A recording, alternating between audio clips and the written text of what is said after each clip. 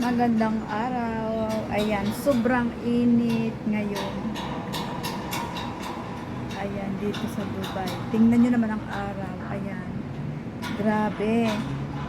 Sobra talaga sa labas pag kayo ay naglakad. Kahit may payong, talagang sobrang init pa rin. Ayan. Buti na lang dito sa loob ay mayroong aircon.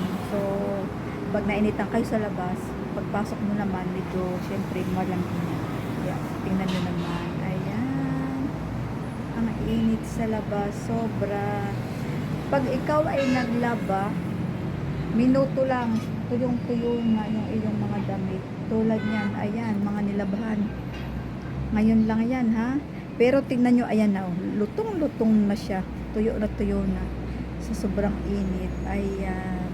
Kaya kung gusto nyong matry, punta kayo dito. Dahil sigurado, ayan, sobrang init ang mararamdaman ninyo. Ayan na. Sobrang init, pero ang dami pa rin mga naglalakad sa labas. Nakikita nyo naman, mga naglalakad, pero walang payong. Sanay na sila, kaya ganyan. Kahit walang payong, naglalakad. Pero tayo, di ba, pag naglalakad tayo, may takip sa ulo, may payong pa, di ba? Kasi nga, ang sakit niya sa balat. Masama kasi sa balat, ang masyado mainit, di ba? Nakakapag-cancer yan. Ayan. Tapos, minsan, pikas pa yan. So, ayan, lalo na ang balat mo maninipis. So, kaya, ayan, tingnan nyo naman. Sobrang init.